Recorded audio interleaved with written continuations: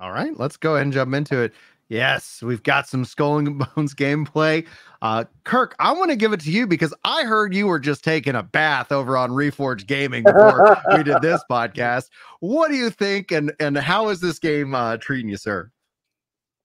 It's treating me all right. And I need to say, full disclosure, Ubisoft provided me a copy of this game, the premium edition that I think retails at $100, completely free.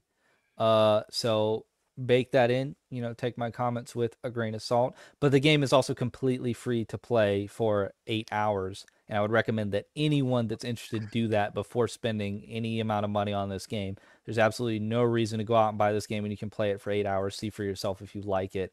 And then honestly, you can play it for 8 hours and then maybe buy it later when it's less money, if you like it. But in any case, this game is an MMO.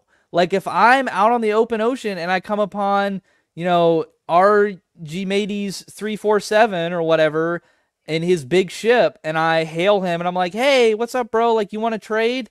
I mean, obviously this is like I'm not on comms, but like I can do that through the interactive menu. I can join a group with them. I can see what he's got in his cargo hold. I can trade with him. There's an economy here to this that is very MMO like if it's not just a straight up MMO. And then the other thing is like if you want to play a pirate game that's online and you don't want to go back 10 years to Black Flag, which runs fine on Series X and I'm sure it runs great on PC as well, with a good rig and everything. And they're going to remake that game too, I'm fairly certain. So that's coming in the next 2 to 3 years or whatever.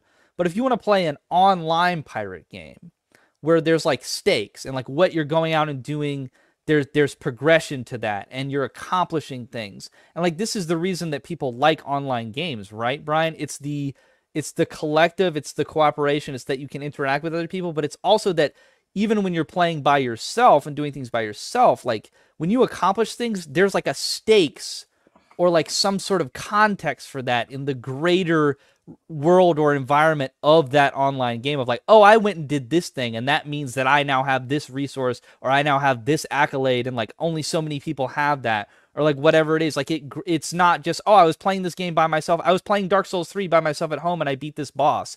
Hooray for you. Like that's a fulfilling experience internally, but it doesn't have any like wider stakes in like a established world. So like that's what an online game provides.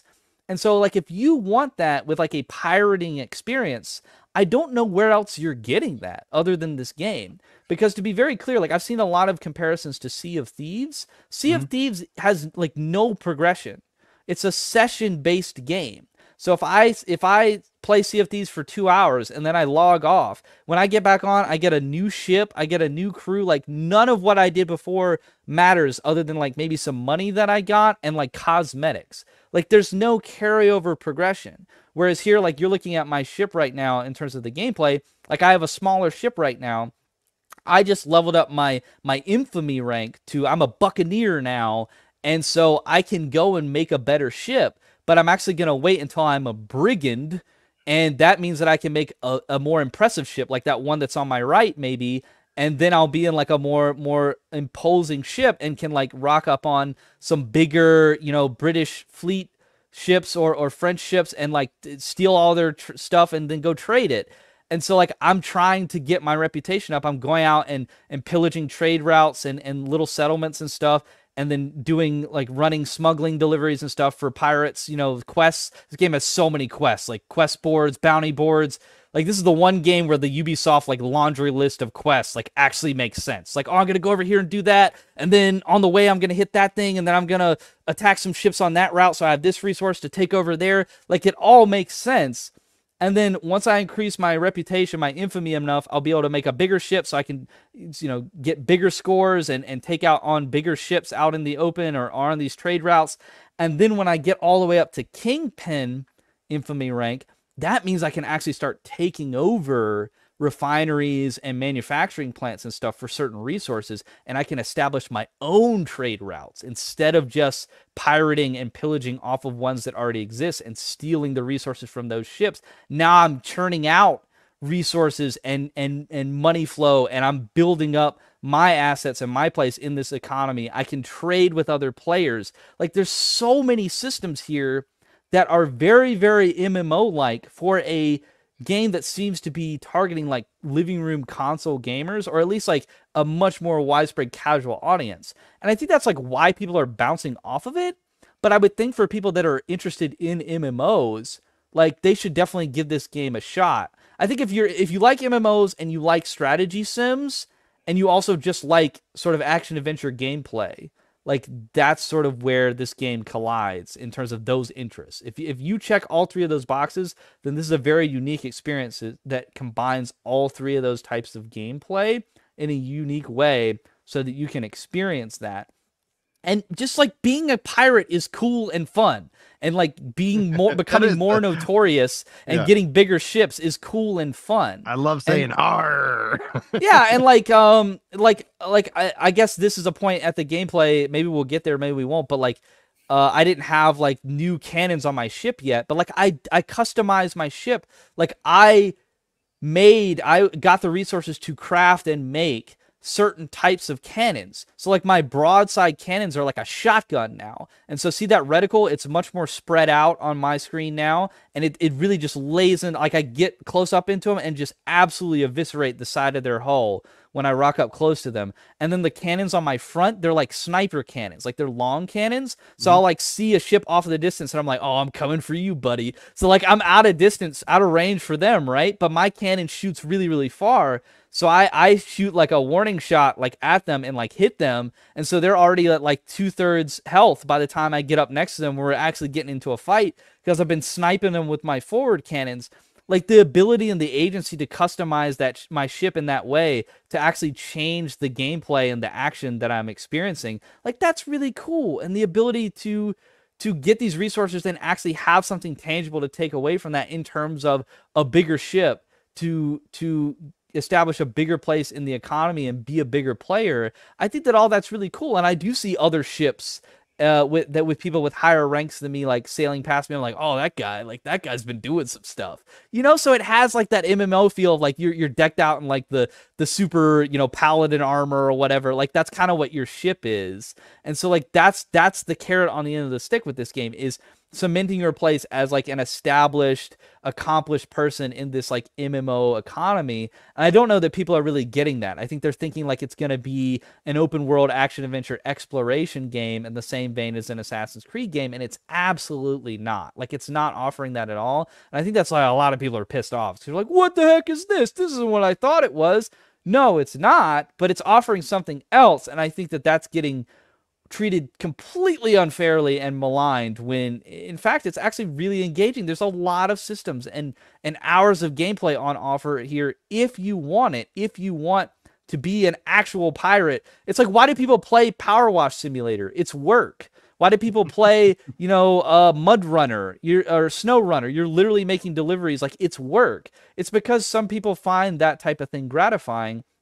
This game is no different with the trade routes and the production and the level of economic systems that you're engaging. It's almost like Tropico or something, but you're the one that's actually doing the trade. Like you're going out and you're busting up the British and French ships. Like you're the one doing the pirating. What I still think isn't quite fine-tuned, you say all these systems are out there. I don't think the intuitiveness engaging with those systems is quite there yet, and I think that could be improved. And I would wholeheartedly disagree that it's better than New World. Like New World does a good job at giving you a way to go. I want to go chop down trees or do with this system, or I want to go fight. I think this game, there have been moments where I've had fun in a big sea battle and I did a couple missions and then I have to go all the way back to that main port and I was bored. It was beautiful, but I was like, I'm just kind of overloaded now and I have to see back. And it took me 15 minutes and I don't have any desire to go back out into the sea. I played it and I put about 4 or 5 hours straight. And but you definitely have to play with your friends. If you're playing alone, yes, it's so much better with friends. Absolutely. Yeah. Hell yeah, this game is gonna be boring playing by yourself. So shout out to Simply Pong. He's actually having surgery. My prayers out to you, brother, on his back. But he did a stream. He got on it. Me and some other guys, we played the game. Dude, when you're level 4 and 5 and you got level 10 boats coming at you. Dude, it's really cool. Hey, you go here, you go there. Let's blow these ships up. Let's take the combat on this game is amazing. The strategy that you use, I will give this. The combat is great. And that's it. That's it, folks. That's it. I guess I'm the only one that really likes diving into those systems and like becoming a notorious like trade lord, I guess, of like piratedom. You know, I don't know. Like it's like Tropico or something. It is, dude. When you and I did the same thing you did. I screwed up on a mission. I gave somebody the wrong effing resources. Yeah. I was like, I just went over. I just had that thing. Yeah. And you got to spend like an hour going and finding it again. Yeah, dude. When my ship is loaded up. And then I get into the rough waters, and then I don't brace it, guys. If you don't brace your boat explodes in the middle of the ocean, and you lose your stuff. And guess what? You got to go back while there's still ships battling with your stuff floating around. You can go back and get your stuff and put it back on your boat, but you still have those other ships there. Plus the ships and the bases, they're throwing cannons at you and stuff. Yeah. And I'm like, what the hell? Oh my God. But then when you get other guys that's like, yo, let's link up, let's hook up. We got you. Which that was really cool to just have randos coming in and helping you out during missions. Yeah, the drop in, drop out co-op with randoms, like matchmaking. Like if you just come up on somebody, you're like, hey, you, me, group up, send them a notification. You're in a group now. You're sharing XP. You're sharing resources. You're sharing money. That's really good. Like that's not getting any props here. It's very easy for you to just play with people online with very little communication and very little effort. You can just drop in, drop out co-op. Yeah. I tend to. Oh, go ahead, Mark. I was just Ray. Yeah. Just real quick. My price range 40 to 50. Yeah. And between 40 and 50 is the price range. Once again, guys, I had a friend that just got finished playing Helldivers, and he jumped on here. He said, "What the F is this, Ray?" He said, What? He just complained. What do you mean? Crowbar? What do you mean? I got to get a crowbar? And then what's these little mini games I go by and here, shave a coconut, or here, get some sugar cane on the side, and hit the A button and go up. I mean, it's just there's mini games in here, folks. It's crazy.